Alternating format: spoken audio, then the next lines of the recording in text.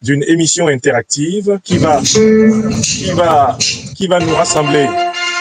Je suis en train de tester le lancement d'une émission interactive qui va nous rassembler, le docteur Jean-Yves Mougou et moi-même, et notre camarade militante Adrienne Kala.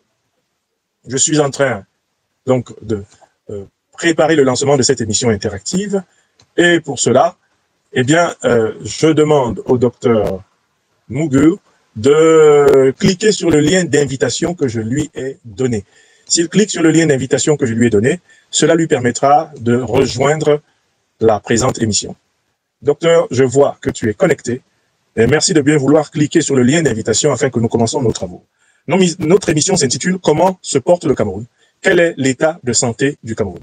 C'est une conversation interactive à trois, une trilogie, un trilogue entre votre serviteur, Nyamsi Wa Cameroun Wa Africa, serviteur leader national, les lions et lions indomptables de la libération panafricaine du Cameroun, le docteur Jean-Yves Mougou, eh bien, spécialiste d'orthopédie, résident en Angleterre d'origine camerounaise, la militante Adrienne Kala, qui est chargée de l'animation de la jeunesse du mouvement Lilipac. Voilà les parties prenantes du trilogue que nous allons vous proposer. Non, alors, cher doc, il faut cliquer sur le lien d'invitation de telle façon que je puisse t'accepter. Il suffit pas que tu sois connecté, ta connexion est normale, mais il faut que tu cliques sur le lien d'invitation, ce qui te permettra de participer et d'être visible ici, ce lien t'a été envoyé par le secrétariat général tout à l'heure. Il faut que tu cliques dessus, ce qui va te permettre d'apparaître ici. Voilà, tu vois, là tu viens de cliquer et je t'ajoute. Normalement, tu devrais apparaître. En plateforme avec moi. Voilà. C'est parfait. Docteur Jean-Yves Mougou, médecin spécialiste de chirurgie orthopédique en Angleterre, au Royaume-Uni, secrétaire aux affaires humanitaires et sociales de notre mouvement des lions et lions indomptables de la libération panafricaine du Cameroun, dont votre serviteur est le leader national, dont Maître Corinne Jeanne Léa Tangan est secrétaire générale, dont notre camarade Adrienne Kala est secrétaire à la jeunesse, dont notre camarade, la commissaire de très haut rang, Hélène Essoka, résident sur la place du Canada, est secrétaire chargée à la stratégie et aux affaires de sécurité. Soyez les bienvenus. Permettez, cher docteur, je vous laisse le temps de dire bonsoir à nos amis de la plateforme YouTube Franklin Nyamsi Wa Cameroun, l'Afrique des libertés, qui va écouter notre programme consacré à la santé de notre nation commune. Docteur, how no? Bonsoir, professeur, bonsoir, c'est un honneur de pouvoir partager cela avec vous. Bonsoir à tous les téléspectateurs sur YouTube, où que vous soyez. Soyez bénis. Merci beaucoup. Donc, on redonne la parole pour commencer cette émission à l'hymne national de notre patrie, le Cameroun, et par la suite, nous allons engager les matières. Merci beaucoup.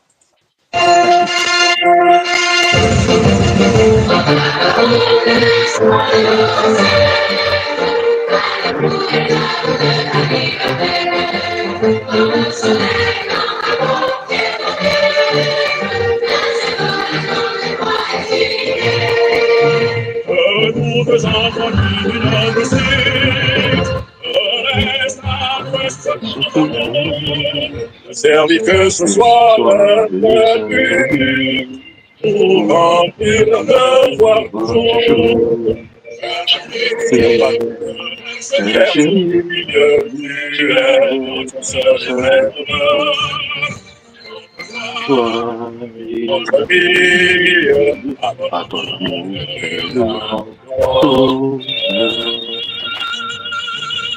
Camerounaises, Camerounais, lions et lions indomptables de la libération panafricaine du Cameroun, amis africains du continent, amis des diasporas d'Amérique, d'Asie, d'Europe, vous qui êtes dans les îles des océans Atlantiques et Indiens, ce programme est en exclusivité sur la chaîne YouTube Franklin Nyamsi Wa Cameroun, l'Afrique des libertés. Il est consacré à un dialogue en trilogie avec le docteur chirurgien orthopédiste spécialisé Jean-Yves Mougou, basé au Royaume-Uni, citoyen d'origine camerounaise comme votre serviteur, par ailleurs investi dans les activités humanitaires et sociales du mouvement Lilipac. Interviendra également ici pour porter la voix de la jeunesse du Cameroun, notre camarade Adrienne Kala, secrétaire à la jeunesse du mouvement des lions et lions indomptables pour la libération panafricaine du Cameroun. Et le thème qui nous rassemble ici, c'est l'état de santé du Cameroun.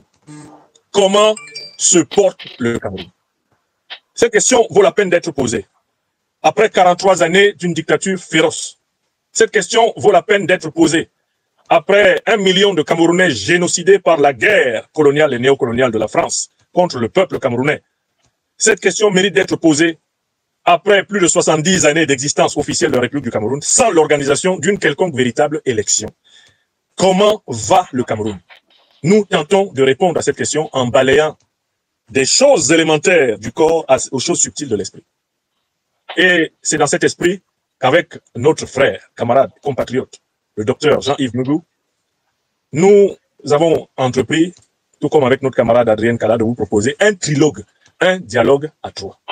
La camarade Adrienne Kala interviendra par voix audio, alors que nous intervenons en vidéo. Moi, à partir de Rouen, en Normandie, en France, le docteur Mougou à partir de l'Angleterre.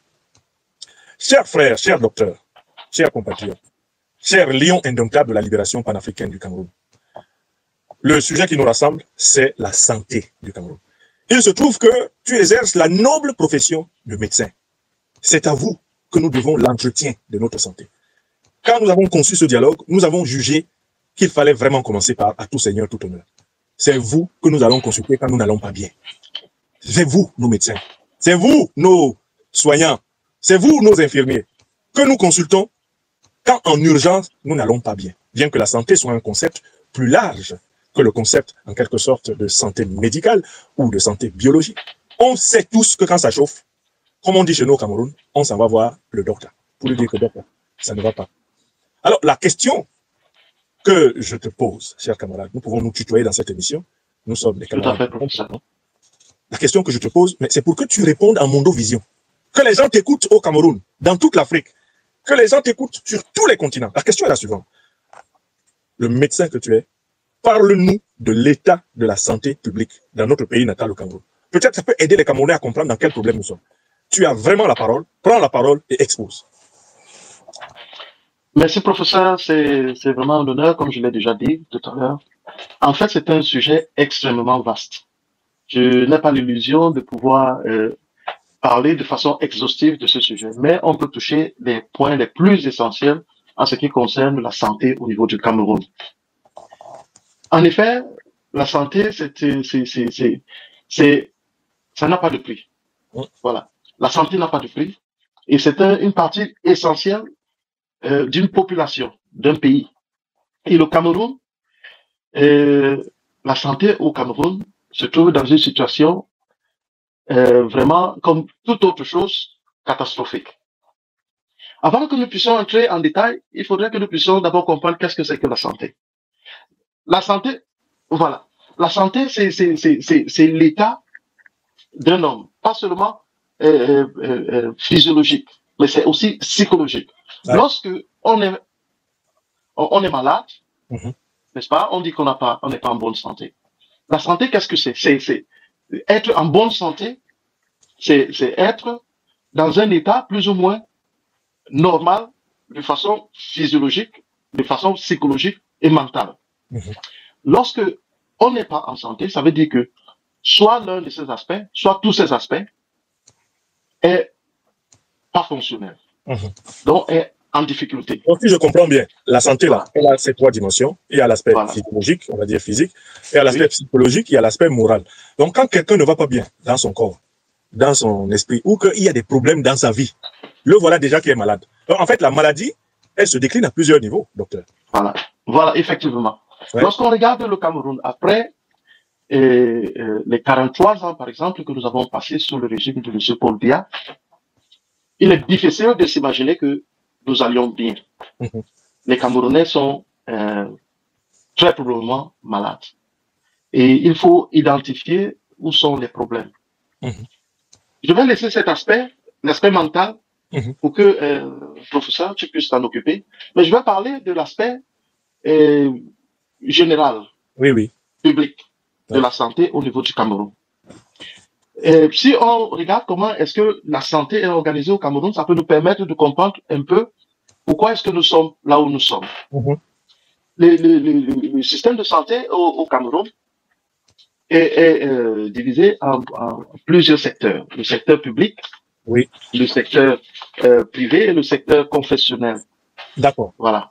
Et le système est très, très centralisé. À plus de 80%, le système se repose sur les décisions qui sont prises au niveau du ministère de la Santé à Yaoundé. Mais est-ce que notre ministre de la Santé est un médecin? Oui, le docteur Malachi, Malaouda Malachi, il est médecin, à ce que je sache. Ah bon? Oui, mais il est plus un politicien oui. qu'il n'est médecin. Mais je crois que le fait d'être médecin ne peut pas forcément dire que ce soit la personne qui soit compétente pour remplir ses fonctions. Mais le Cameroun est malade, comme je dis. Le Cameroun est définitivement malade du fait de son organisation, du fait de la politique qui est menée en général au niveau du Cameroun. Tout à fait. Je vais attirer votre attention, professeur, sur le fait que en 2001, si je ne me trompe, à Abuja, l'unité africaine a décidé que les pays devraient consacrer environ 15% de leur PIB pour la santé. Tout à fait. Mais au Cameroun, moins de 5% sont consacrés à la santé. Ça veut dire que nous ne remplissons pas les objectifs. Et vous savez que au Cameroun, tel que les choses fonctionnent, même les 4% dont je fais allusion ne sont pas consacrés au niveau de la santé. Donc, c'est très difficile de pouvoir mettre une politique en place et l'appliquer lorsque les moyens ne sont pas consentis. Très bien. Et c'est ce qui est à la base aussi du problème que dont nous faisons face au Cameroun. Oui. Donc alors, ça veut dire que le ministère camerounais de la Santé publique est un ministère beaucoup plus politique qu'un ministère médical. Et par conséquent, mais quelles sont les maladies? Toi, tu es médecin, tu visites régulièrement le Cameroun depuis plusieurs années, tu es né au Cameroun, on a tous grandi au Cameroun.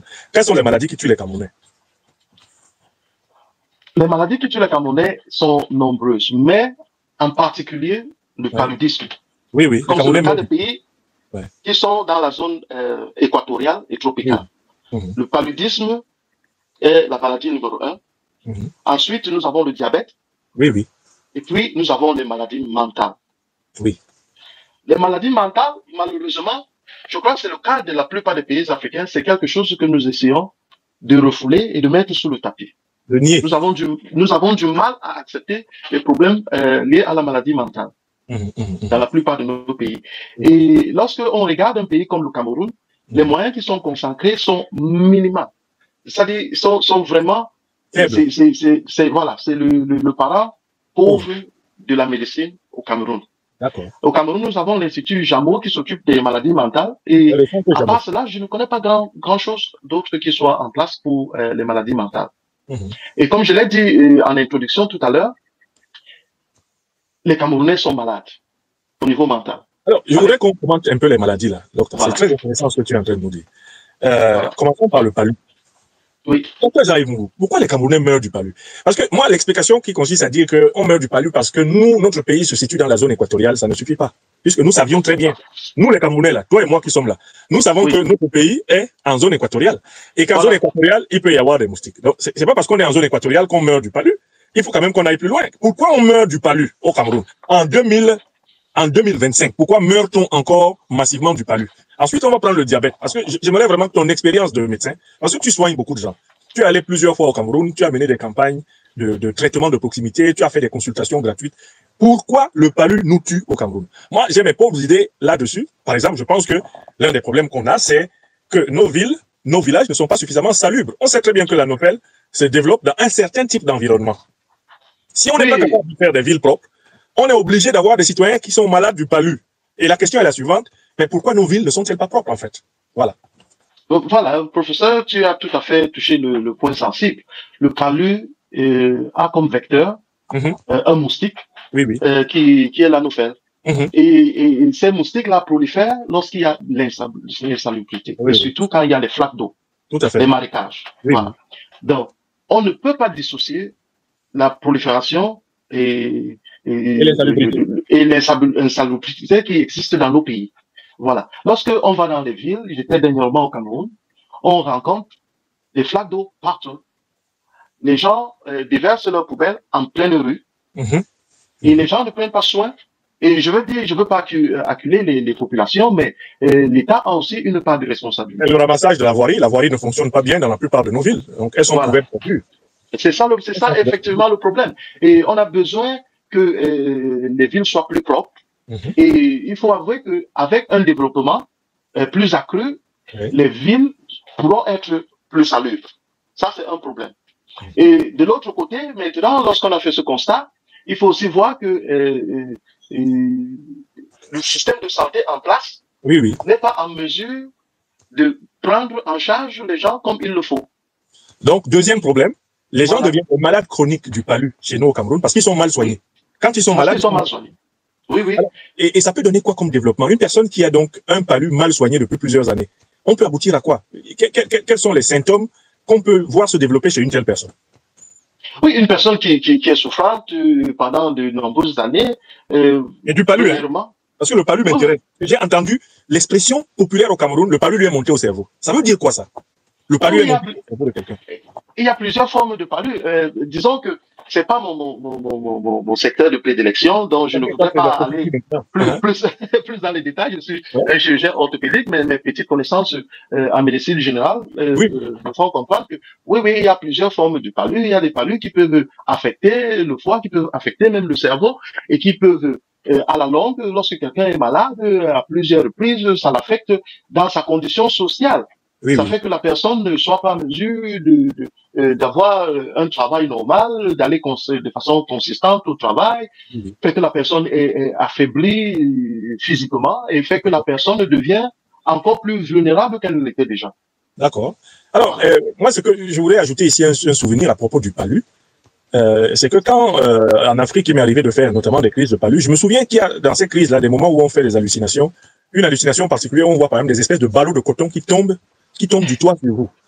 Quand le palu atteint un certain niveau-là, en fait, tu hallucines, tu vois moi je voyais, quand je faisais des crises aiguës de palu, des espèces de gros ballots de coton, hein, des espèces d'objets blancs et très lourds qui venaient me tomber dessus comme pour m'écraser, quoi. C'est-à-dire que je me souviens d'avoir fait des crises de palu qui atteignaient à un moment donné la lucidité. Le système nerveux. Ouais. Alors, donc on peut supposer que s'il y a beaucoup de Camerounais qui sont pas bien soignés du palu, il y a beaucoup de gens qui sont soumis aux hallucinations au pays. C'est-à-dire qu'on a beaucoup de citoyens qui ne sont pas plus dans la réalité, on va dire, normale d'une personne en santé parce que le palu les fait halluciner tous les jours ou même toutes les nuits. Oui, en fait, ce qui se passe, c'est que lorsqu'on a une crise de paludisme, on peut facilement développer une fièvre avec des températures très élevées. Et lorsque les températures montent à ce niveau-là, ça peut, au niveau du cerveau, il y a certains endroits dans le cerveau où ça va complètement se déréguler et puis ça peut arrêter l'oxygène. Pas forcément l'oxygène, mais aussi, et ça va créer donc ces crises d'hallucination. Donc, le système nerveux central devient d'une façon ou d'une autre affecté. Voilà. Merci. Alors, parlons du diabète, parce que ce sont les maladies des Camerounais. Hein. Et puis, j'aimerais que tu nous parles un peu de l'AVC, parce que le nombre de fois que je prends mon téléphone pour prendre les nouvelles au Cameroun, on dit il est mort d'AVC. L'AVC l'a frappé. L'AVC, c'est devenu un peu comme l'ABC des Camerounais. A, B, C, D, AVC. Mais parlons du diabète. Pourquoi notre peuple est-il devenu un peuple massivement diabétique? Je me souviens pas que dans notre enfance, il y a eu autant de cas de diabète que ceux qui se signalent aujourd'hui. Pourquoi les Camerounais, docteur Jean-Yves Mogou, sont-ils devenus aussi massivement diabétiques? Qu'est-ce qui s'est passé dans nos vies, dans ce pays? Oui, je crois que c'est multifactoriel. C'est difficile à définir exactement pourquoi est-ce que subitement les gens sont devenus diabétiques. Peut-être qu'ils étaient déjà avant et puis tout simplement on le dépistait moins. D'accord. Mais ce qui est sûr, c'est que les conditions de vie de nos compatriotes de nos jours ne sont pas idéales. C'est ça. Et ça fait que ils développent plus d'une maladie. Tout à fait. Voilà. Donc, et le fait que aussi les conditions de nos services de santé ne soient pas à la hauteur, ça fait que beaucoup de personnes sont très mal soignées. Alors, ma question, je veux préciser un peu pour peut-être que tu nous aides à mieux comprendre. Moi, je pense que, n'est-ce pas que le diabète, c'est une maladie qui est en rapport avec le taux de sucre dans le sang? C'est pas ça? Pas forcément. Le diabète a à voir beaucoup avec la façon dont l'insuline est métabolisée dans le corps. Explique-nous ça simplement. Hein. Parce que là, les Camerounais sont en train d'écouter. Il ne faut pas qu'ils disent que le docteur Jean-Yves Mougou est encore venu avec son gros français ici pour nous empêcher de comprendre. Explique-nous cette affaire d'insuline métabolisée. Voilà une maladie qui tue les Camerounais. Ils ne sont même pas capables d'en parler clairement. Non. Parce que et tu sais de quoi? C'est déjà un début de traitement. Jacques Lacan dit que la maladie, c'est le mal à dire. Donc, l'insuline, on fait quoi dans le corps? Voilà. Je vais essayer de dire le plus simplement possible. Bon. En ce qui concerne le diabète en particulier, les causes du diabète sont multiples. Il y a deux sortes de diabète. Il y a le diabète de type 1, il y a le diabète de type 2. Ouais. Le diabète de type 1, c'est un diabète que je peux qualifier de congénital. On est né avec ça. Ça veut dire qu'il y a un certain dysfonctionnement au niveau du pancréas. Oui, voilà. Soit il y a une certaine réaction auto-immune qui fait en sorte que l'insuline n'est pas produite en quantité suffisante, ou bien certaines cellules qui produisent cela ne fonctionnent pas bien. De toutes les façons, dans le cas du diabète 1, c'est congénital. Ça veut dire qu'il y a des problèmes dans le fonctionnement. Dans le fonctionnement, voilà. Voilà. Et puis maintenant, il y a le diabète de type 2, qui est un diabète qui apparaît généralement un peu plus tard dans la vie. Et ça peut avoir à faire avec les modes de vie, l'obésité et ainsi de suite. Et que ça peut être traité de cette façon. Voilà, avec l'alimentation, avec le mode de vie, c'est quelque chose qui ne vient pas au moment de la naissance. Bon, on dit que les Camerounais boivent beaucoup de bière. Voilà. Est-ce que l'alcoolisme populaire des Camerounais peut être l'une des causes d'augmentation du nombre de taux de diabète? Sans doute.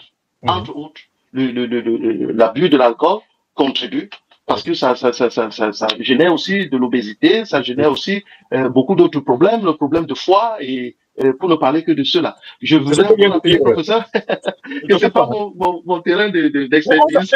Combien de fois, moi? Dis donc, parlons des affaires du pays. Toi, tu es médecin, moi, je suis pas médecin. J'ai la chance d'être un médecin comme toi. Je n'ai pas tes connaissances même de médecin généraliste à la base. Avant d'être chirurgien orthopédiste, tu es d'abord médecin généraliste. C'est vrai, professeur. Si quelqu'un tombe là, entre nous deux, qui doit soigner l'autre? C'est toi.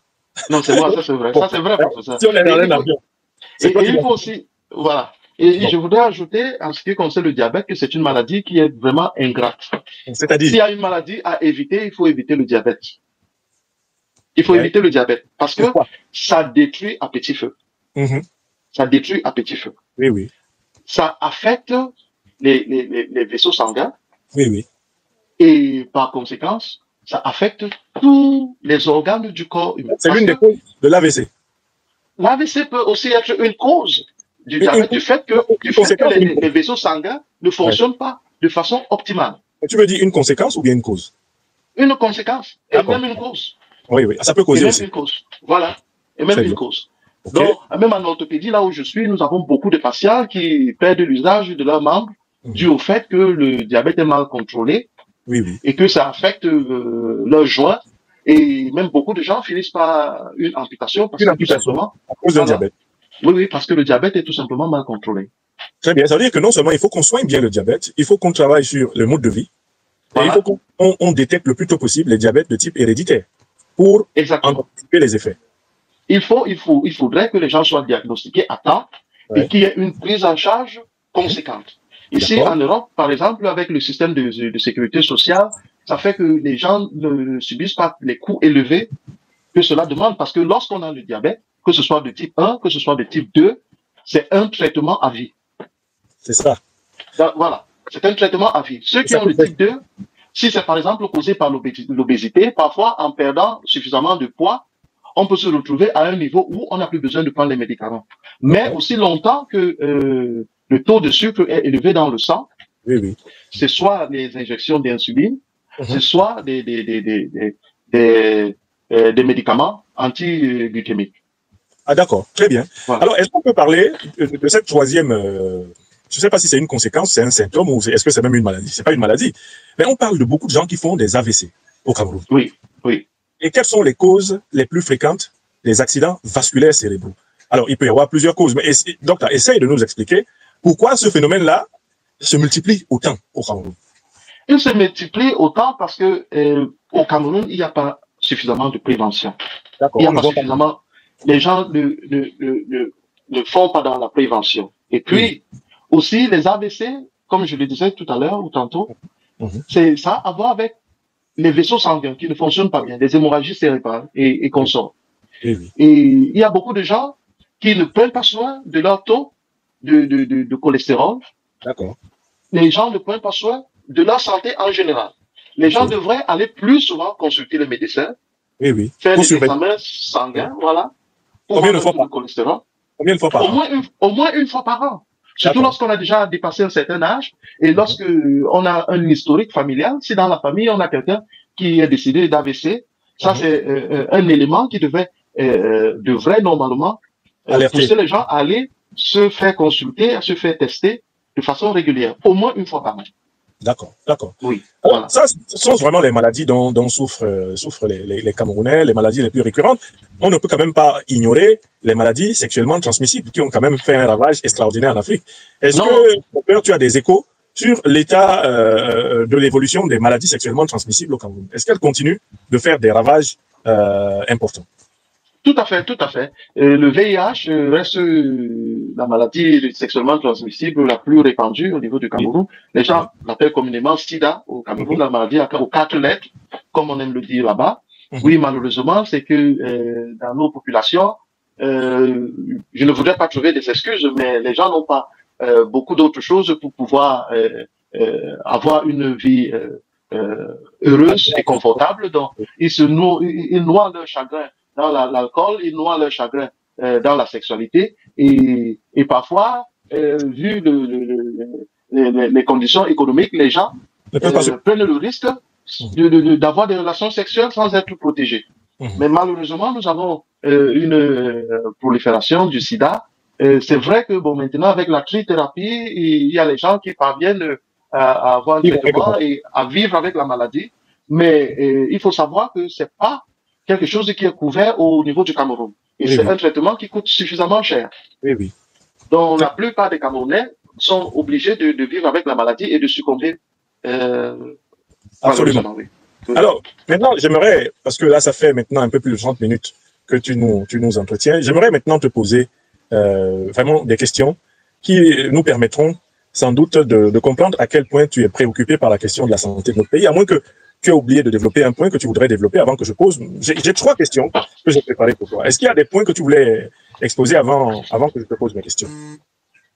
Non, pas particulièrement. À ce moment, je n'ai pas un point particulier, mais si ça vient, je le ferai. Moi, je vais te poser, j'ai 3 questions à te poser, et après, j'apporterai ma contribution à cette question de la santé. On écoutera aussi notre camarade Adrien Kala, juste après lui. Ma première question, c'est, écoute, en ton âme et conscience, crois-tu qu'on peut révolutionner le système de santé du Cameroun pour l'intérêt général de nos populations? Je voulais te rappeler au passage que j'ai eu le temps de vérifier que M. Manaouda Malachi n'est pas médecin de formation. C'est un administrateur civil principal. Il serait titulaire d'un doctorat en sciences politiques. C'est ce qu'il est. Voilà. Il n'est pas médecin du tout. Donc, je t'apporte cette précision-là pour que... Merci, professeur. Cela alimente sans doute même la réponse que tu vas nous donner. Ça peut expliquer certaines choses. Oui. Est-ce que tu crois qu'on peut révolutionner le système de santé du Cameroun dans l'intérêt général de nos populations? Dans ce cas-là, dis-nous un peu comment. Professeur, non seulement on peut, mais on doit le révolutionner. Oui. On doit, c'est un challenge qui est immense, vu le retard que nous avons accumulé toutes ces années. Tout à fait. C'est tout à fait possible. Et c'est une nécessité. Parce que si nous voulons développer notre pays, si nous voulons voir notre pays émerger, il faut que sa population soit en bonne santé. C'est clair. Voilà. Il faut que la population soit en bonne santé. Nous avons pris tellement de retard en investissant très peu dans le système de santé. Oui. Il faut commencer par débloquer des fonds conséquents dans le système de santé publique. L'assainir. C'est-à-dire assainir, enlever les voleurs, dégager les voleurs. Parce qu'on a beau déverser des sommes faramineuses, comme ça a été le cas pour les constructions de routes chez nous et ainsi de suite. Pour la soi-disant gestion du Covid. Voilà. Si ces sommes-là ne sont pas allouées à ceux dont ils ont été débloqués, ça ne changera rien au problème. Il faut qu'on continue à investir dans l'éducation et la formation du personnel médical. D'accord. On forme déjà un bon nombre, mais ces médecins-là, ils ne retrouvent pas de travail lorsqu'ils sortent. J'étais complètement surpris quand je suis arrivé au Cameroun et j'ai rencontré des gens qui ont été formés et qui me disent qu'ils n'ont pas de poste. Travail. C'est Qu'ils n'ont grave. pas de poste. Ça, c'est vraiment une aberration. C'est incompréhensible. Dans un Nous avons pays des où, déserts médicaux alors que nous avons des médecins formés. voilà. Et on se rend compte que 80% des médecins que nous avons se retrouvent dans les centres urbains. Or, la plus grande partie de la population Et encore se dans les zones retrouve dans des zones rurales. Donc, il va falloir faire des politiques qui font en sorte que les médecins soient encouragés et aller travailler dans des zones rurales. Il ne faudrait pas qu'un médecin ou bien un infirmier se retrouve à gagner moins qu'un taximan ou un mototaximan. Oui, oui, merci. Ma deuxième question est en rapport avec la recherche scientifique, dont on sait qu'elle est en rapport avec les progrès de la médecine. Est-ce que la médecine traditionnelle camerounaise, on n'en a pas beaucoup parlé dans cette émission jusqu'ici, peut jouer un rôle positif dans la révolution sanitaire que nous cherchons? Ah, professeur, vous touchez les points les plus sensibles. Vous avez vraiment cette capacité de toucher les points tels qu'il faut. La médecine traditionnelle en Afrique et surtout au Cameroun, on ne peut pas s'en passer. Moi, j'aimerais rappeler aux gens que Hippocrate, qui est le père de la médecine moderne, occidentale, selon les Occidentaux, Hippocrate, c'est le père de la médecine moderne. Mais ce que les gens, ce que les gens ne savent pas, c'est que Hippocrate a été formé par des Égyptiens qui étaient des négros, des noirs comme nous autres, comme toi et moi, professeur. Bien sûr. Il s'est fait former en Égypte. Voilà. Ça veut dire que nous avons un savoir-faire en Afrique. On a un savoir-faire en Afrique. Mais malheureusement, on a l'impression que tout ce que les Africains font, c'est pas bien, c'est à peu près et tout ça. Il y a une part de vérité dans ça, mais tout n'est pas vrai. Nous qui avons vécu en Afrique, nous savons que il y a certaines grands-mamans qui connaissaient certaines concoctions pour tel ou tel problème. Quand tu as un mot de ventre, quand tu as des constipations, lorsque tu as ceci, on te disait, tu fais ceci et ça marche. Donc, il y a du savoir-faire. Tout simplement, je crois que il faudrait qu'on donne un peu de la valeur, qu'on encadre ce secteur-là. Sinon, on va voir des charlatans naître de tous les côtés. Et à mon avis, il faudrait que dans le cursus moderne de la médecine, qu'il y ait certains modules qui soient consacrés à la médecine traditionnelle. Moi, malheureusement, je n'ai pas eu ce privilège-là. J'ai été formé exclusivement ici en Europe. Et puis, bon, c'est considéré comme du charlatanisme. Mais je crois qu'on aurait tort de le faire. Pourquoi? Parce qu'au Cameroun, à l'heure actuelle, pendant que je te parle, professeur, plus de 80% des Camerounais se soignent par la médecine traditionnelle. Ont recours à la médecine traditionnelle. Donc, ce serait une erreur, ce serait une faute d'exclure ces gens-là. Je crois qu'il faut trouver une façon de telle enseigne que ceux qui font la médecine moderne et ceux qui font la médecine traditionnelle se retrouvent quelque part au milieu. Voilà. Il y a une complémentarité. Voilà. Pour qu'on puisse arriver à un résultat optimal. C'est un élément fondamental pour Lily Park. Tout à fait. La complémentarité de la médecine traditionnelle africaine et de la médecine moderne contemporaine. Je viens à la troisième question que je voudrais te poser. Pour finir, après l'exposé que tu nous as fait, dont je te remercie beaucoup, qu'est-ce que ton expérience personnelle de médecin, aujourd'hui en Angleterre, t'a apporté d'utile pour l'Afrique? Qu'est-ce que ton expérience personnelle de médecin, aujourd'hui en Angleterre, t'a apporté d'utile pour l'Afrique? Comment penses-tu pouvoir être utile pour l'Afrique aujourd'hui, et notamment notre pays natal, le Cameroun, en tant que médecin? Oui, il y a beaucoup de choses que j'ai appris. Lorsqu'on voyage, généralement, ça permet une certaine ouverture d'esprit. Et ça permet qu'on puisse un peu réfléchir par rapport à là où on vient et, si possible, apporter les améliorations parce que c'est pas tout ce qu'on rencontre en Occident qui est bien, mais c'est pas tout qui est mauvais. Ça c'est vrai.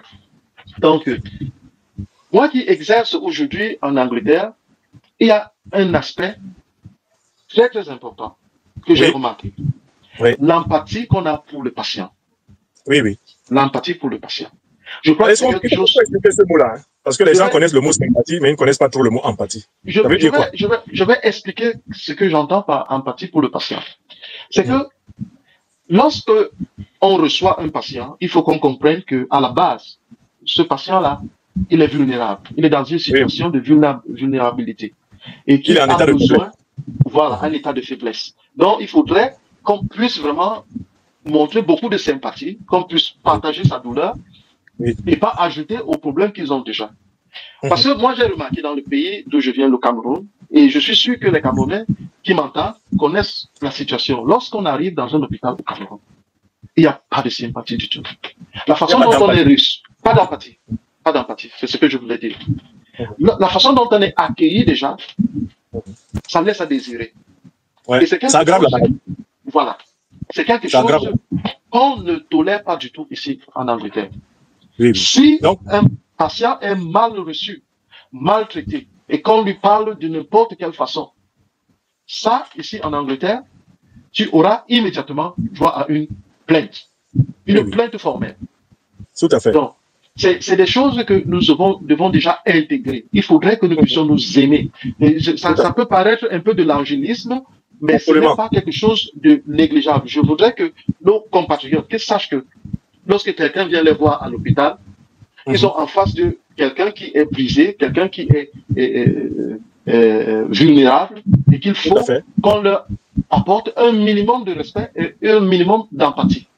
Absolument. Ça, c'est un. De deux, la corruption.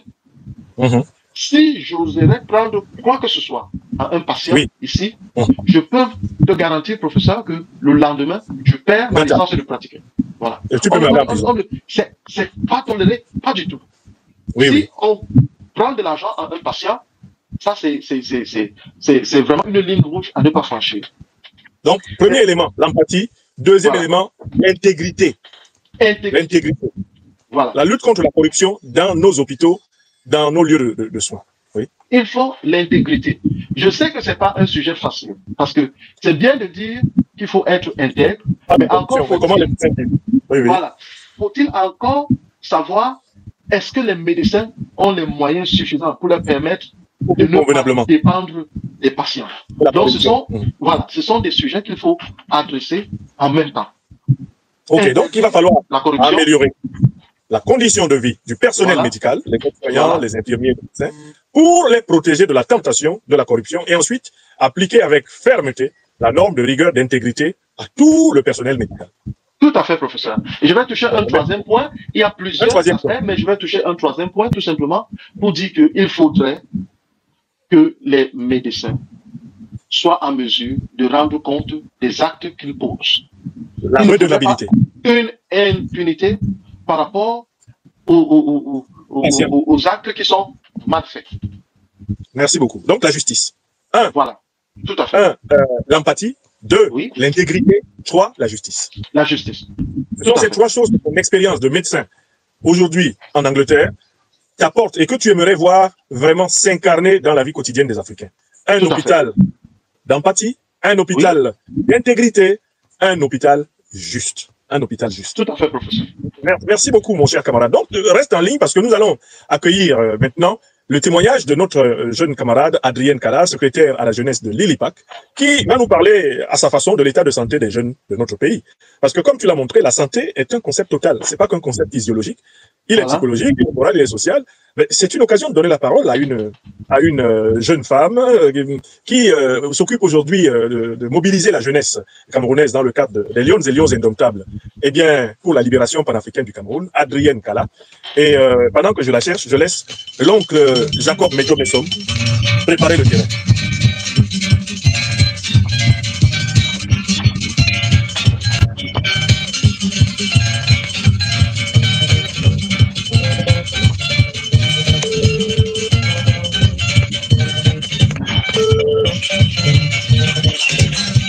Adrienne Kala,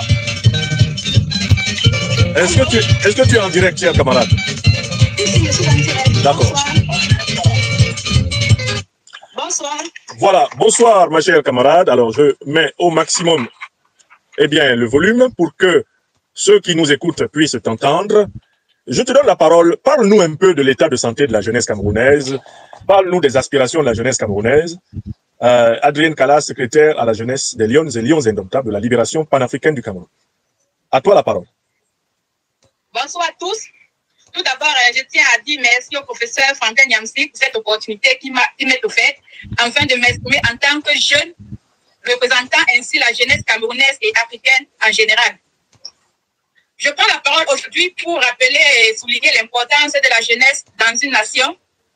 Il est très important de le faire vu la situation critique de notre pays et aussi rappeler à ceux qui nous gouvernent depuis 43 ans qu'ils ont manqué cruellement à leurs devoirs et obligations envers la jeunesse. Moi, en tant que jeune, en tant que représentant des jeunes, nous avons de multiples problèmes au Cameroun. En dehors du problème de santé qui est un domaine crucial pour la jeunesse, nous rencontrons également beaucoup de difficultés. La jeunesse camerounaise a été abandonnée à elle-même, négligée par le système censé l'encadrer. Je tiens à rappeler que la jeunesse est le fer de lance de la nation. Par conséquent, elle a un rôle crucial dans un État et représente la continuité d'un État. Il est important pour nous, jeunes, que nous soyons en santé afin de pouvoir participer à l'évolution de la société, afin de pouvoir participer à la gestion de notre société. Oui. Et nous n'avons pas cette possibilité parce que nous manquons presque de tout au Cameroun. Pas presque, nous manquons effectivement de tout. L'accès à la santé, nous n'avons pas. L'accès à l'éducation, nous n'avons pas. L'accès à la rénovation scientifique, aux nouvelles technologies, bref, nous manquons du vital, même au Cameroun, pour pouvoir survivre. Il est important de noter que le domaine médical au Cameroun est quasi impossible d'accès pour le citoyen lambda aujourd'hui qui ne travaille pas, qui n'a pas cette possibilité d'aller se faire consulter, comme disait tout à l'heure le docteur Mogué, puis il faut aller à l'hôpital. Le docteur Mogué. Une fois par an, c'est assez difficile pour le citoyen lambda et pour les jeunes que je représente. Moi, particulièrement, j'étais obligée, quand j'étais encore élève, de me soigner avec ce que je trouvais dans la rue.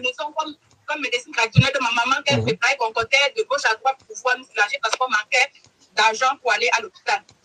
Donc, il y a ce besoin crucial que la jeunesse, même pas seulement la jeunesse, que la population camerounaise ne parvient pas à pouvoir se soigner et avoir accès à de très bons soins de santé. Donc, il est important pour nous que nous essayons de voir vraiment ce qu'il faut faire au niveau des politiques pour améliorer ce secteur. Alors, tu viens de dire quelque chose là qui m'intéresse beaucoup, camarade Adrienne Kala. Tu dis que la clé de l'amélioration du système de santé au Cameroun, c'est au niveau de l'action politique. Pourquoi tu insistes autant sur l'action politique? Pourquoi c'est la politique de santé qui peut nous permettre d'avoir un vrai système de santé au Cameroun? Pourquoi? Parce que c'est eux qui nous gouvernent et c'est eux qui doivent mettre en place des mesures qui nous permettent, qui permettent à sa population de se soigner et d'avoir une accessibilité plus facile aux soins de santé. C'est l'État qui régit toutes les règles, c'est l'État qui met en place, c'est l'État qui contrôle, c'est l'État qui crée des conditions de vie favorables à sa population. D'accord. Si l'État ne crée pas ces conditions de vie favorables à sa population, comment sa population peut accéder à de meilleures conditions de vie? D'accord, très bien. Alors, moi, je voudrais, en tant que tu es jeune et que tu représentes vraiment les jeunes dans notre mouvement, j'aimerais te demander, est-ce qu'il y a des maladies dont les jeunes Camerounais sont davantage victimes que d'autres? Est-ce que tu as pu observer que les jeunes Camerounais sont beaucoup plus exposés à un certain type de maladie qu'à d'autres? Quelles sont les maladies qui, à ton avis, frappent plus fortement les jeunes Camerounais? Ou est-ce que ce sont les maladies de tout le monde, quoi? Professeur, la jeunesse camerounaise aujourd'hui souffre essentiellement beaucoup plus de stress. Ouais. Le stress est la principale maladie dont souffre beaucoup plus la jeunesse aujourd'hui parce que la jeunesse ne se retrouve pas. Ouais. Mais qu'est-ce qui stresse dans les Camerounais? Quelles sont les causes du stress? Il y a plusieurs causes. Le manque d'emploi. Oui. Le manque d'opportunités. L'encadrement. Ouais. La participation à la vie politique et sociale et économique du pays. Oui. La participation à la gestion des activités du pays. Bref, la jeunesse est complètement ignorée par nos dirigeants. Il n'y a qu'à voir l'âge des principaux dirigeants pour comprendre. Ils ne peuvent pas représenter la jeunesse que nous sommes. Ils se parlent entre eux avec les thèmes. Ils n'arrivent pas à notre niveau. Merci. Alors, chers camarades, est-ce qu'il y aurait des choses que tu voudrais ajouter sur ta description de l'état de santé de la jeunesse au Cameroun et de ses aspirations? As-tu prévu un mot supplémentaire? Je n'ai pas bien compris. S'il vous plaît, professeur, reprenez votre question. Alors, quel serait donc, en conclusion, le vœu que tu formules pour la jeunesse camerounaise et par extension la jeunesse africaine en rapport avec cette question de la santé? Ah, ok. Je pense que nous devons nous lever pour réclamer un plus de nos dirigeants. Oui. il est important que la jeunesse réclame ses droits puisqu'elle assume déjà ses devoirs. Oui, oui. Cette jeunesse doit réclamer ses droits parce que le droit à la santé est primordial dans une société. Oui. Ce n'est pas un cadeau que le gouvernement nous fait, mais Oui. c'est un devoir du gouvernement envers sa population. Nous avons le droit à une meilleure santé dans notre pays. Merci beaucoup. Merci, camarade Adrienne Kala. Merci de cette intervention qui, je l'espère, rencontre vraiment les aspirations profondes de la jeunesse camerounaise. Merci beaucoup. De rien pour. Voilà.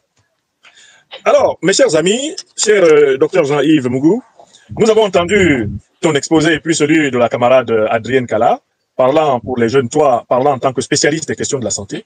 Je voudrais maintenant apporter ma contribution personnelle à la réflexion que nous menons ce soir sur l'état de santé de notre peuple. Nous sommes tous d'accord pour dire que la santé est un état de bien-être intégral qui combine les aspects physiologiques, psychologiques, moraux, sociaux, politiques, économiques. La santé est une situation, une question totale. Ce n'est pas une question partielle. De telle façon que, quand on s'intéresse à la question de la santé, on s'intéresse en fait plus largement à la question du bien commun. On dit même que la santé est le plus précieux des biens. Ok. Je lis toujours avec beaucoup d'émotion les déclarations de l'homme d'affaires, un homme d'affaires très célèbre qui avait fait beaucoup d'argent, je pense dans le domaine même du high-tech, de l'informatique, et qui a fini par mourir. Steve Jobs, qui a fini par mourir d'un cancer foudroyant. Et Steve Jobs a expliqué qu'il avait tous les milliards de la Terre, mais que malgré tous les milliards qu'il avait, il n'était pas capable de s'acheter le bien le plus précieux qui permet eh bien, une existence de qualité, la santé. Donc quand on parle de la santé, on parle vraiment de quelque chose qui est au cœur de nos préoccupations. Personne d'entre nous ne peut échapper à cette question. Le docteur Jean-Yves Mougou a analysé les failles du système de santé du Cameroun et a indiqué que c'est un système qui est sous-financé, c'est un système qui est mal organisé, c'est un système qui manque d'empathie, c'est un système qui manque d'intégrité morale, c'est un système qui manque de justice. Il nous a invités à un changement politique radical des structures de notre système de santé afin d'être à la hauteur des aspirations de notre population. Mais moi, je dis que le Cameroun va mal parce qu'en fait, même cet état de santé physique dégradé de notre peuple par le paludisme, par l'alcoolisme, par le diabète, par les hypertensions artérielles, les accidents vasculaires cérébraux. Tout ce tableau clinique physique du peuple camerounais s'explique aussi par des facteurs qui sont strictement mentaux. En effet, un homme qui a peur, prenons un phénomène mental comme la peur. Si nous sommes en dictature au Cameroun depuis plus de 43 ans, c'est aussi en partie parce que notre population a peur d'une révolte décisive et finale qui la libère de la domination de la dictature de Paul Biya. Donc la peur est quelque chose qui a été inoculé à notre peuple à travers la traite négrière, la colonisation, la néocolonisation et le génocide camerounais, sans oublier toutes les phases de répression que le pays a connues. On peut donc faire l'hypothèse que le phénomène de la peur est un phénomène psychologique majeur au Cameroun. Donc, imaginons quelqu'un qui a peur. Comment cela se traduit dans sa vie quotidienne? Bon, la peur se traduit dans la vie quotidienne par des incertitudes dans l'orientation, dans l'espace. Quelqu'un qui a peur ne sait pas exactement où aller et quoi faire. Cela se traduit par la modification de ses paramètres physiologiques. Quelqu'un qui a peur est tout le temps sous tension. Il va développer de l'hypertension artérielle. Quelqu'un qui a peur va développer, par exemple, sans doute, par exemple, dans son estomac, la production de toutes les sécrétions en rapport avec l'angoisse, l'anxiété, le stress. Donc, un type qui est peureux peut développer facilement des ulcères gastro-duodénaux, comme vous les appelez. Quelqu'un qui a peur a du mal à aimer. Parce que pour qu'une personne ait une relation affective normale avec une autre personne, il faut de la confiance. Donc, quelqu'un qui a peur, même dans ses relations affectives, ne sera pas entièrement investi. Il ne pourra pas pleinement vivre ses relations affectives. Vous voyez comment la peur, rien que la peur peut détruire la santé physique, la santé psychologique et même la solidité sociale. Mais il y a une autre chose que la peur engendre. Quelqu'un qui a peur devient violent parce qu'il pense que les autres vont encore lui faire du mal. Quand on regarde l'état dans lequel se trouve la population camerounaise, on va observer un phénomène social très développé, c'est l'impolitesse dans les espaces publics. Pourquoi au Cameroun, on s'insulte aussi facilement dans la circulation, dans les transports? Pourquoi s'insulte-t-on aussi facilement dans les marchés, dans les gares? Mais parce que l'autre, c'est l'ennemi à abattre, parce que l'autre fait peur. Vaut mieux insulter par anticipation l'autre, parce que de toute façon, c'est ce que lui va faire. Moi, j'ai observé dans les transports publics, dans la circulation, dans notre pays, les concours d'insultes. C'est-à-dire que, avant que l'autre même ne parle, hey, dégage ton réchaud, ta mère, etc. C'est-à-dire qu'au Cameroun, c'est celui qui insulte le premier qui a raison. C'est-à-dire que, ça explique donc que les gens sont à cran. Pourquoi les gens sont-ils à cran? Parce que l'autre est par définition un adversaire, un ennemi et un rival. Je n'ai pris qu'un sentiment très dominant dans mon pays natal, notre pays natal, la peur. On voit donc que si on n'a pas soigné les causes de la peur, à savoir un régime de terreur, de violence, un régime de brutalisation, on ne pourra pas permettre au peuple camerounais de bien se porter. Je prends un autre phénomène psychologique qui est fortement dominant au Cameroun maintenant. C'est la croyance en la toute-puissance de l'argent. Nous qui avons plus de 50 ans et qui avons connu un Cameroun un peu plus ancien que ceux qui sont nés après nous, nous nous souvenons que malgré le fait que la République soit née dans les conditions coloniales, néocoloniales qu'on sait, on a commencé par promouvoir quand même au Cameroun une certaine valeur liée à l'excellence intellectuelle, à la compétence. Cette valeur-là, on a tenté quand même de l'imposer à l'école. C'est pour ça que les Camerounais ont fait partie, pendant plusieurs décennies, d'appliquer les mieux instruits dans toutes les disciplines. Si vous regardez même dans les diasporas aujourd'hui, vous verrez que les Camerounais ont fourni les bataillons les plus généreux, les plus importants dans toutes les spécialités. Dr Jean-Yves Mougou exerce son métier en Grande-Bretagne aux côtés de spécialistes de toutes origines et de grande qualité. Je suis professeur en France. On peut raconter cela de nos camarades qui sont avocats. Les Camerounais ont été, dans la première vague du moins, suffisamment bien formés pour pouvoir rivaliser partout dans le monde, sur le plan académique, scientifique, sur le plan technique avec n'importe qui. Donc il y avait cette valeur intellectuelle qui primait. Le fait est que la destruction de l'école, la destruction des conditions de vie des enseignants, des élèves, des étudiants, a entraîné une dépréciation de la valeur intellectuelle. Qui plus est, le fait que des intellectuels se soient associés à la dictature et se soient mis à exécuter aveuglément des ordres incompatibles avec les intérêts du peuple camerounais a discrédité la fonction intellectuelle, la fonction scientifique. Au point que désormais, dans notre pays, on oppose à la qualité intellectuelle, à la compétence scientifique, à la compétence technique, la compétence du ventre, c'est-à-dire la compétence de la possession de moyens financiers, peu importe la manière dont on les a obtenus. C'est le triomphe de la Fémania, c'est le triomphe des milliardaires administratifs à la Amougou Belinga, Mebengo et consorts, c'est le triomphe du Mathieu Vu, qui aujourd'hui désorganise même les familles. Et dans les familles, la parole est presque confisquée essentiellement par ceux qui ont l'argent. Si tu n'as pas de l'argent, même quand tu as de bonnes idées, tu ne parles plus. Alors que nous avons connu une société dans laquelle la parole était d'abord partagée et réservée à celui qui était le plus sage, réfléchi, celui qui était le plus profond. Donc, prenons un fléau comme la haine de l'intelligence, la haine de la connaissance, la haine de l'expertise, de la compétence. On voit comment ce fléau réjaillit sur l'état de santé des Camerounais. À partir du moment où, au Cameroun, on obéit, on se soumet à quelqu'un parce qu'il a plus d'argent.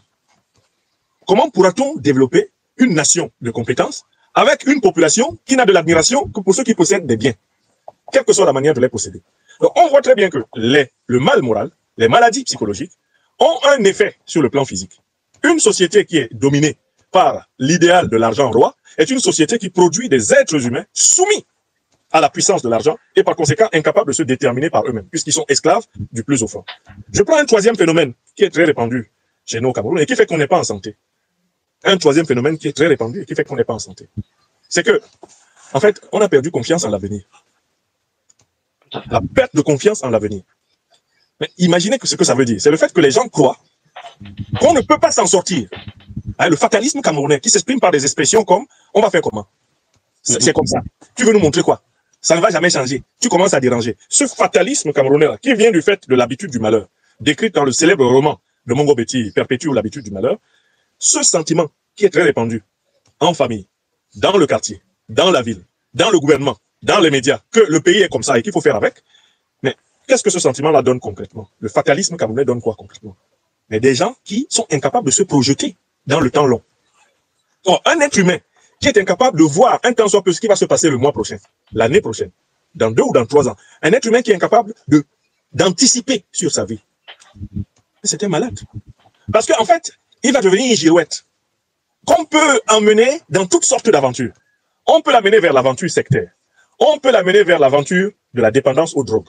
On peut l'amener vers l'aventure de la corruption. On peut l'amener vers l'aventure du clientélisme. On peut l'amener dans toutes sortes d'aventures. On peut l'amener, à rêver qu'en traversant le désert du Sahara, il va arriver au paradis. On peut lui faire croire qu'en allant dans les Émirats Arabes Unis, en allant à Dubaï, il va...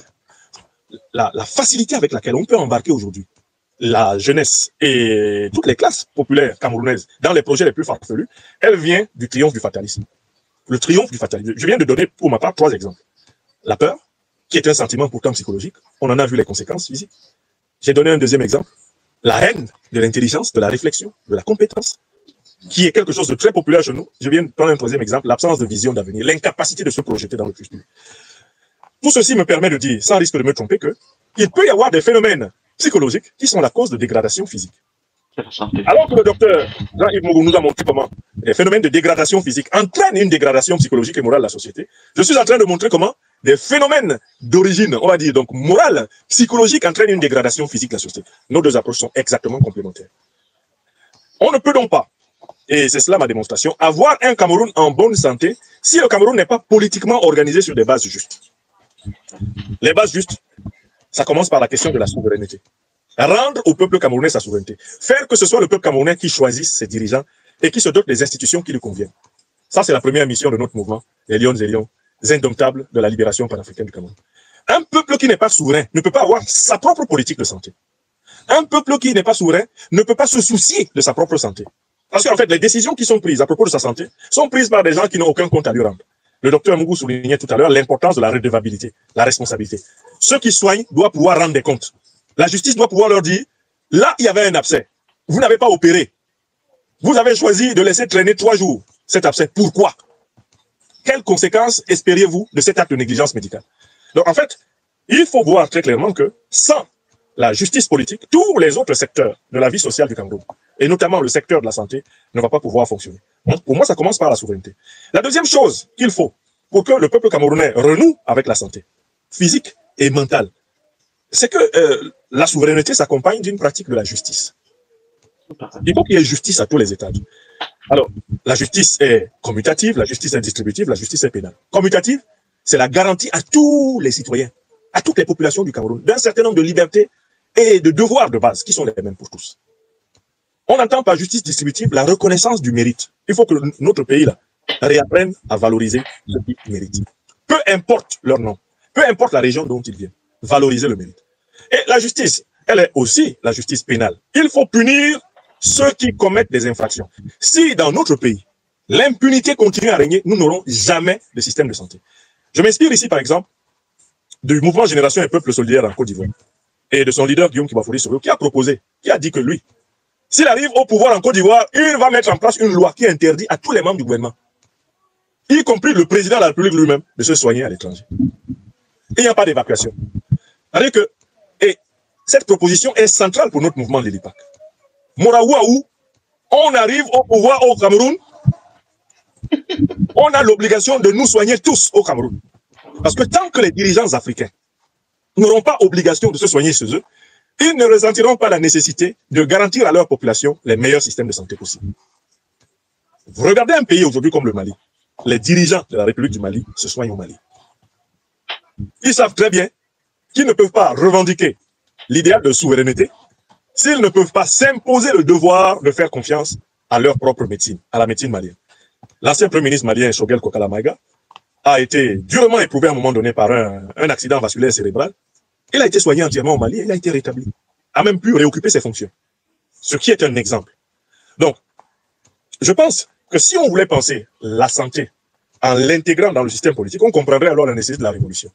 Les Camerounais ne peuvent pas bien se porter sans une révolution politique, consistant à rendre le pouvoir aux Camerounais, à imposer un système de justice commutative, distributive et pénale, qui s'applique à tous les Camerounais, et à mettre les moyens au service, non seulement de la recherche médicale, au service du soin de la population, mettre les moyens au service de la complémentarité, on l'a dit, entre la médecine traditionnelle africaine au Cameroun et la médecine contemporaine moderne. Donc, quelle que soit la manière de prendre le sujet, la révolution politique est la clé, eh bien, de la résurrection d'un véritable système de santé au Cameroun. Et il y a un lien intime entre les maladies physiologiques et les maladies mentales, entre les maladies mentales et les maladies physiologiques. Il y a un lien intime en l'homme entre le corps, l'âme et l'esprit. Il y a un lien intime entre le biologique, le psychologique, le moral, le politique, le spirituel, le culturel.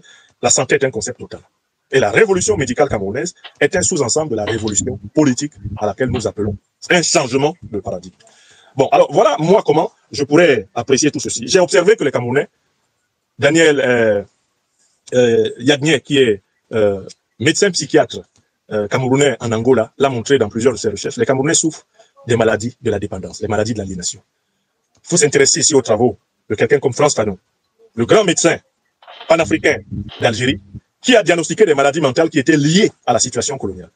Une bonne partie des maladies des Camerounais, là, maladies physiques, le docteur Jean-Yves Mougou a souligné le paludisme, il a souligné le diabète, on a parlé des accidents vasculaires cérébraux, on a souligné le stress avec Adrienne Kala, on doit souligner toutes les formes de névrose, les hystéries, les obsessions, toutes les formes de psychose, sur lesquelles travaille par exemple brillamment un médecin psychiatre que j'admire beaucoup, c'est le docteur Eyoum, qui je crois opère au niveau de travaille au niveau de Douala au Cameroun et qui a produit des travaux à ce sujet.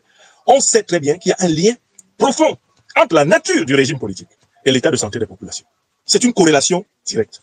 Un régime politique, qui est un régime politique souverain, qui est un régime politique juste, qui est un régime politique redevable, produira nécessairement le meilleur système de santé possible. On critique par exemple la révolution cubaine. Mais est-ce que vous savez que Cuba a l'un des meilleurs systèmes de santé qui est au monde? Tout à fait. Parce que les dirigeants cubains se soignent à Cuba. Et parce qu'ils se sont engagés à donner à leur peuple les prestations médicales dont bénéficie le leader maximal de la révolution cubaine.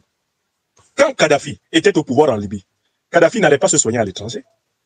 Et il avait tout fait pour élever le niveau de vie du citoyen libyen, de telle façon que celui-ci bénéficiait d'une couverture économique, sociale, professionnelle, une couverture sanitaire maximale. Kadhafi encadrait la natalité. Il félicitait les femmes qui prenaient leur temps pour mettre au monde des enfants et renouveler la population libyenne.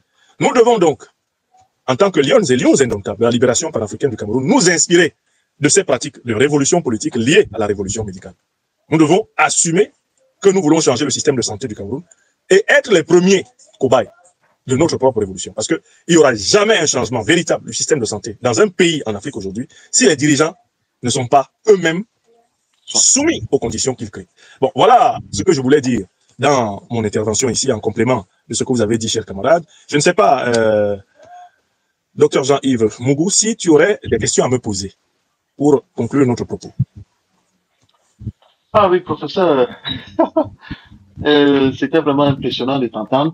Tu as vraiment mis le point sur tous les i. Tout simplement, professeur, j'aimerais savoir quel est le moteur de ton engagement parce que vraiment, je te suis, ça fait plusieurs années maintenant. Cette dévotion-là, c'est vraiment un sacerdoce. J'aimerais savoir qu'est-ce qui te permet de continuer toujours ainsi parce que c'est beaucoup d'heures de travail. C'est beaucoup de sacrifices, beaucoup de recherches, de lecture. Vraiment, est-ce que tu peux nous dire qu'est-ce qui te permet de continuer dans ce combat? Merci beaucoup, cher docteur. Très tôt dans ma vie, je pense, dans mon enfance, j'ai compris que ma vie avait du sens si je pouvais réaliser trois choses. Apprendre, comprendre, agir et aimer. Très tôt, hein, à partir d'expériences que j'ai connues. Par exemple, quand j'étais enfant, à Kondi-Bassa au Cameroun, pour la première fois, j'ai vu mourir quelqu'un, c'était la femme d'un voisin. J'ai écrit d'ailleurs une nouvelle littéraire à ce sujet.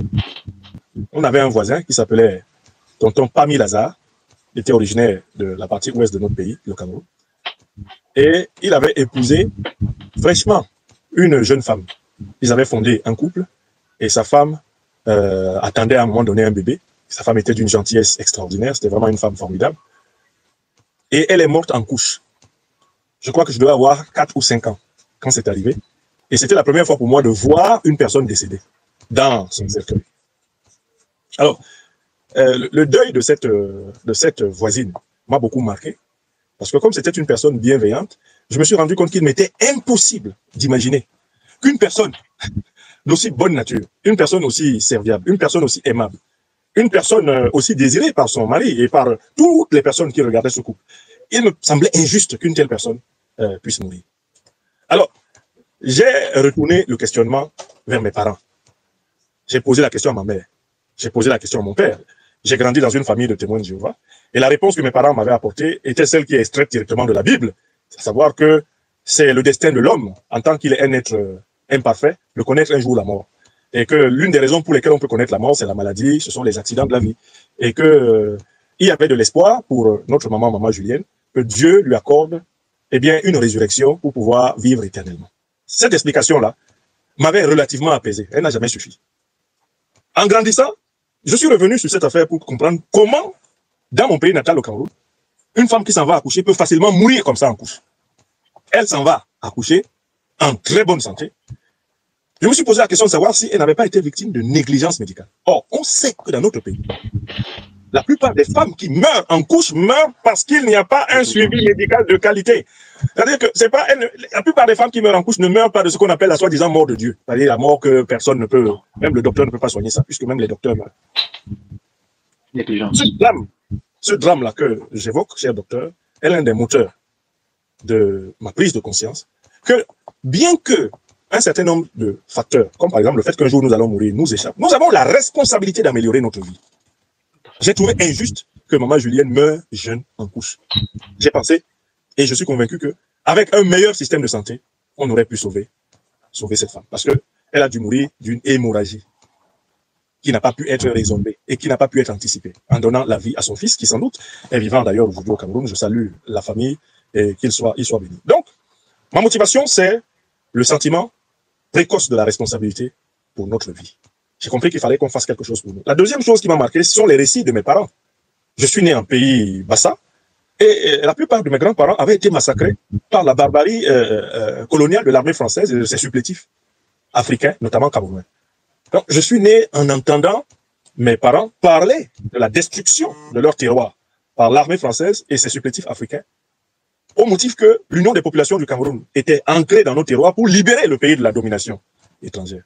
Ça a été une source d'une révolte très précoce dans ma vie. Pourquoi est-on venu bombarder mon pays natal au Napal? Pourquoi est-on venu déplacer des villages entiers? Pourquoi a-t-on massacré ici des centaines de milliers d'êtres humains qui ne demandaient qu'à vivre correctement dans leur propre pays? Donc, la tragédie camerounaise du génocide du peuple camerounais m'a marqué dans la chair, parce que ce récit revenait. Et nos parents nous prévenaient de ne même pas répéter les secrets qu'ils nous confiaient à propos de ce qui s'était passé dans nos villages, parce que sous la dictature d'Ahidjo, parler de la barbarie coloniale française et de ses supplétifs, qui étaient justement le régime d'Ahidjo et Biya, qui était au pouvoir depuis 1961 avec Ahidjo, c'était s'exposer à aller dans les prisons de Donga, Mantoum, de Tcholiré, de Yoko, de Yokadouma, de se faire attraper par la CEDOC et on était mort.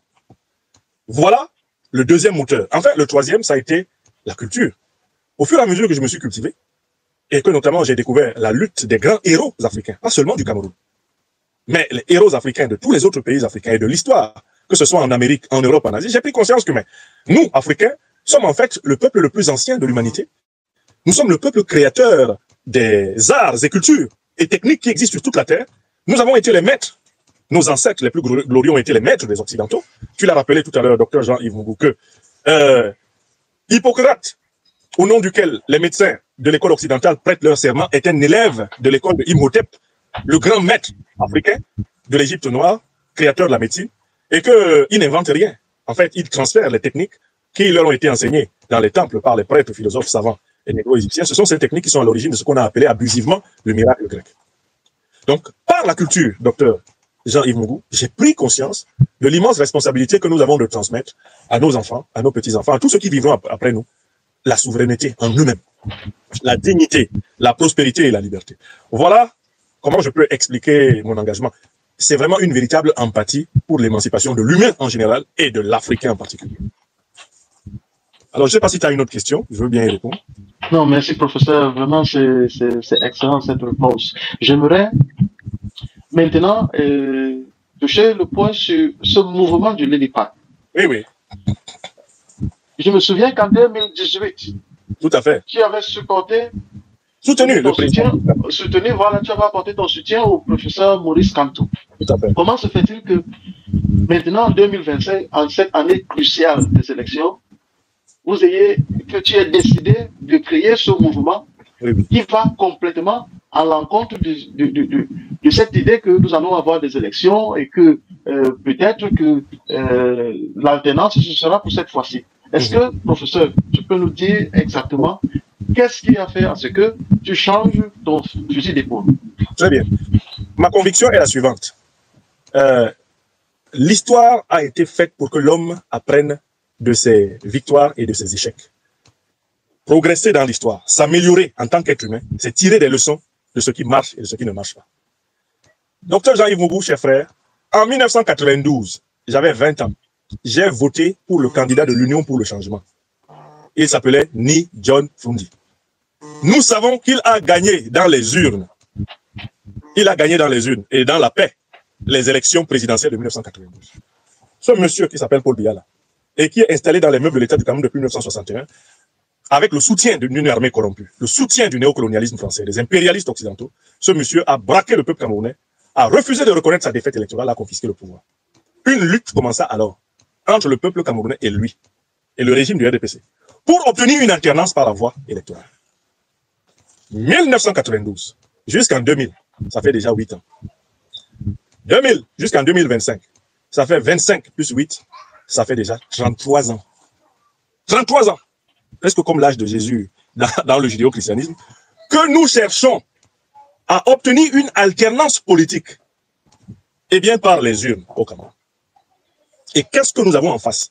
Nous avons systématiquement en face la fraude électorale, nous avons systématiquement en face la brutalité du pouvoir RDPC contre l'opposition, nous avons systématiquement en face la confiscation des institutions électorales, la confiscation des institutions de justice, la proclamation des résultats truqués, décrétés par le tyran, la reconnaissance du tyran par ses amis néocolonialistes français, impérialistes, et le maintien du pays sous une chape de plomb, qui est la cause de l'état de santé de notre population, l'état de santé délabré que nous avons amplement commenté et de tous nos malheurs. Donc, pour ma part, 2018 était la dernière fois dans ma vie que j'accordais une chance au concept du changement, soi-disant dans la paix et dans les urnes. Et je vous fais une confidence, chers camarades, et vous tous qui m'écoutez. Moi, j'ai eu une conversation courant 2019 avec le président du MRC, le professeur Maurice Kamto. J'ai jamais été membre de son mouvement. Et je l'ai soutenu en l'appelant pendant 7 ans président élu du Cameroun. Parce que lui, contrairement à Paul Biya, avait essayé de prouver, avec toute la bonne foi possible, il avait essayé de prouver que c'est lui qui avait plié l'élection de 2018. Alors que Biya se fichait pas mal de prouver quoi que ce soit. Mais j'ai rencontré le président du MRC, le professeur Maurice Kamto à Paris, quelque temps après, je lui ai dit ceci. Président, comme je t'appelle, je te soutiendrai jusqu'en 2025. Si d'ici 2025, nous n'avons pas réuni les conditions pour gagner les élections par les urnes, moi, en 2025, je ne participerai plus à cette voie qui aura montré définitivement ses limites. Ça, je le lui ai dit. De telle façon que, quand nous arrivons en 2025, s'il y a quelqu'un qui n'a pas du tout été surpris, que je ne sois plus tributaire de cette fameuse voie par les urnes et par la paix, c'est lui. Parce que je le lui avais dit. Quand on a essayé pendant pratiquement 33 ans d'obtenir l'alternance par la paix et par les urnes, et qu'on se rend compte que cela ne marche pas, il faut avoir le courage de dire au peuple de prendre sa responsabilité. Ce n'est pas une affaire personnelle entre le professeur Franklin Nyamsi au Cameroun et le professeur Maurice Kamto. C'est une affaire de tactique et de stratégie de changement du pays. Ceux qui croient que Elekam, que la Cour constitutionnelle contrôlée par Clément Atangana, ceux qui croient que les forces de défense et de sécurité contrôlées par les hommes de Paul Biya, ceux qui croient que les chancelleries néocolonialistes et impérialistes vont accepter qu'un candidat au service de la souveraineté populaire accède au pouvoir par les urnes, ceux qui y croient, moi je suis convaincu qu'ils vont avoir exactement le même résultat qu'en 2018, le même résultat que nous avons depuis 1992. Donc c'est vraiment à partir d'un désaccord sur le plan intellectuel, sur le plan tactique, sur le plan stratégique, qu'en 2025, j'ai pris ma responsabilité d'appeler les Camerounaises et les Camerounais à une mobilisation pour mettre fin au régime qui nous empêche de choisir les élections, de choisir nos dirigeants. Il nous faut d'abord être souverains pour pouvoir choisir nos dirigeants. Nous ne sommes pas souverains en tant que Camerounais. Il nous faut d'abord reprendre nos souverainetés, instaurer une transition, mettre en place une nouvelle constitution et organiser des élections où il y aura une concurrence loyale entre les Camerounaises et les Camerounais aspirant aux fonctions publiques, et ainsi nous pourrons appliquer des politiques de redevabilité envers notre peuple. Donc c'est vraiment sur le plan du désaccord politique, cher docteur, que ça se situe, des accords tactiques, des accords stratégiques, mais ce n'est pas sur le plan d'un problème, d'un quelconque problème personnel. Malheureusement, du fait des réactions extrêmes de ceux qui estimaient qu'il n'y a qu'une manière de penser qui doivent triompher dans l'opposition camerounaise, on en est venu à la polémique. On en est venu à la polémique. Cette polémique n'est pas essentielle. Car en fait, là, nous sommes au mois de juillet. Il reste 3 mois, non? Je pose la question à Mondo Vision, docteur Jean-Yves Mougou. Qu'est-ce qui va se passer si M. Biya pousse le bouchon jusqu'à exclure le candidat du MRC de l'éligibilité à la présidence de la République? Si cela se passe, qui aura eu raison? Il viendra vous soutenir, professeur.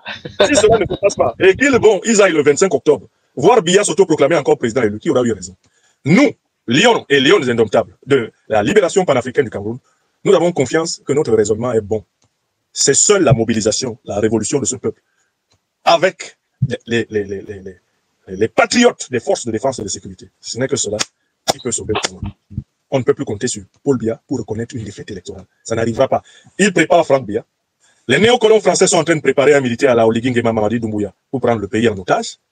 Nous avons intérêt à rater la mobilisation pour reprendre la souveraineté pour notre peuple, avec les éléments conscients de toutes les forces de défense et de sécurité, dans le cadre d'une révolution citoyenne pacifique, massive et totale, du nord au sud, de l'est à l'ouest, en passant par le centre. Voilà la réponse que j'apporterai volontiers à cette question que tu as posée. Et j'espère que les gens maintenant sont apaisés et qu'ils voient très bien que le plan B de l'ILIPAC, c'est le seul plan qui puisse marcher dans la situation actuelle du Cameroun. Alors, très bien. Merci. Nous allons vers la fin de notre émission. S'il y a une dernière question, je veux bien la prendre et après, nous allons conclure. Oui, merci, professeur. Vraiment, c'est plus que clair. Et on aurait bien voulu se passer d'avoir raison, mais malheureusement, C'est dommage. les faits sont têtus. Moi, je voudrais poser la question suivante, professeur. Oui. Avec le tableau que nous avons peint maintenant du Cameroun, est-ce que vraiment il y a toujours des raisons d'espérer pour Oui, le Cameroun? alors, vraiment, cette question est fondamentale, d'autant plus que le défaitisme est l'une des maladies mentales les plus développées au Cameroun, Voilà. le mentalisme. Alors, moi je dis, rentrons dans le cadre familial. Tu es un père de famille, j'en suis un. Quand un de nos enfants vient nous voir, parce qu'il est confronté à une difficulté, quel est le réflexe que nous avons, nous les pères de famille, ou même les mères de famille, quel est le réflexe que tout le monde a? C'est d'aider l'enfant à faire face à la difficulté, n'est-ce pas? Tout à fait. L'enfant te dit, je ne comprends pas les maths. Qu'est-ce que tu fais? Tu essaies de lui expliquer ou de trouver un répétiteur pour l'aider, non? Ou tu demandes à son grand frère qui a de meilleures aptitudes en mathématiques de l'aider, non? N'est-ce pas que c'est ce qu'on fait? Bon, alors, c'est ce raisonnement qu'on doit appliquer à notre pays. Notre pays va mal. Nous avons diagnostiqué un état de maladie, de pathologie complète. Le Cameroun est malade physiquement. Il est malade psychologiquement. Il est malade moralement et spirituellement. Le Cameroun est un grand corps malade. Le Cameroun, c'est notre pays natal. Qui va soigner le Cameroun, docteur, si nous ne faisons rien? Si nous, les Camerounaises et les Camerounais, nous ne faisons rien. Si Maître Corinne Jeanne à Tanga, notre secrétaire général, ne dit rien, qui va soigner le Cameroun? Si la commissaire Hélène Soka, notre secrétaire à la stratégie de la sécurité, ne fait rien, si la camarade Adrienne Kala, secrétaire à la jeunesse, ne fait rien, si toi, secrétaire aux affaires humanitaires de notre mouvement, si moi, votre serviteur leader, je ne fais rien, si les Camerounais de tous les autres mouvements, peu importe comment ils s'appellent, ne font rien, le Cameroun est mort. Alors, un raisonnement élémentaire indique que, en tant que père de famille, en tant qu'être humain, nous ne pouvons pas abandonner ceux que nous aimons au désespoir. Mais comment pouvons-nous collectivement abandonner notre pays au désespoir?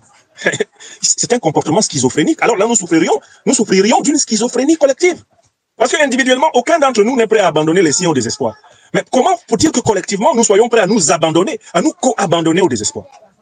Je suis convaincu qu'à un moment donné, les Camerounaises et les Camerounais vont comprendre qu'il n'y a pas d'autre chemin, qu'il n'y a pas d'autre voie, qu'il n'y a pas d'autre stratégie. Pour libérer le Cameroun, c'est de faire peuple un, en tant que peuple africain du Cameroun. Que je regarde mon frère, quelle que soit l'ethnie, la tribu, la région à laquelle il appartient, comme une Africaine, comme un Africain, avec qui je dois me battre pour libérer une patrie africaine qui serve de boussole à l'émancipation de l'Afrique centrale, le Cameroun. Donc, moi, je refuse d'appliquer à mon pays natal, le Cameroun, un raisonnement que je suis incapable d'appliquer à mon propre enfant. Car je refuse d'être délibérément fou.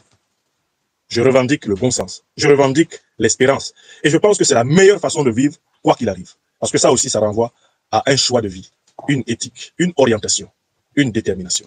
Je crois que c'est ce que nous avons choisi ensemble, docteur. Nous avons choisi de refuser d'être fous. Nous avons choisi de refuser d'abandonner notre pays parce que nous savons très bien que nous ne pouvons pas abandonner nos propres enfants. Mais le pays est le lieu où on élève les enfants. Les gens disent, je veux voir grandir mes enfants. Comment peux-tu voir grandir tes enfants si le cadre où tes enfants doivent grandir est un mouroir, un cimetière à ciel ouvert? Donc nous, l'ILIPAC, fait le pari du sens, le pari de l'espoir, le pari de l'engagement, le pari de l'action. Parce que c'est notre façon d'être en fait. C'est grâce à cela que nous avons eu les quelques victoires personnelles dans nos carrières, dans nos vies à travers le monde. C'est parce que nous ne sommes pas des losers. Nous sommes comme Mandela, qui disait ceci, je ne perds jamais, j'apprends toujours. Les lions et lions indomptables de la libération panafricaine du Cameroun sont un mouvement de gens qui ne perdent jamais, qui apprennent toujours. Voilà vraiment une réponse qu'on peut apporter à cela. Merci infiniment, docteur. Je ne sais pas si tu as un dernier mot à ajouter avant qu'on... Non, vraiment, c'était excellent. Tout simplement, je crois que l'optimisme doit primer. Ouais. Il y a beaucoup de raisons d'espérer. Nous voyons comment le monde est en train de changer. Nous avons déjà quelques exemples comme ceux de l'AES. Nous aimerions vraiment que finalement notre pays puisse prendre une direction qui va permettre que nos enfants aient un meilleur futur. Merci sincèrement, professeur, et j'ai plus autre chose à ajouter. Merci, merci de tout cœur. Alors, très bien. Merci à tous. Vous tous qui avez assisté à cette émission, n'hésitez pas à nous adresser des questions supplémentaires. Nous allons les lire. Jean-Yves, Adrienne Kala, moi-même, les camarades du mouvement Lilipac, nous allons lire vos questions. Et lors de notre prochain direct, qui pourra être animé par nous, par d'autres camarades, eh bien, on se fera fort de revenir sur certaines des questions que vous aurez posées pour y apporter satisfaction. Je remercie également, nous remercions toutes celles et ceux qui ont partagé ce programme, qui, je l'espère, était interactif, nourrissant, balayant la question de la santé de plusieurs points de vue, depuis le biologique jusqu'au moral, au psychologique, au spirituel. J'espère que vous ne vous êtes pas ennuyés. Je vous souhaite un excellent week-end. C'était une émission en exclusivité sur Franklin Nyamsiwa Cameroun, l'Afrique des libertés. Elle sera téléchargée et elle sera reproduite sur toutes nos autres plateformes dans la foulée. Soyez bénis. Docteur. Salut Adrien Kala et merci professeur. Merci à tous. À bientôt. Merci. Merci beaucoup.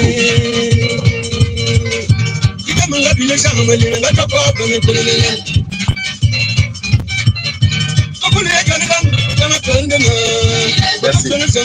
Merci de partager ce programme.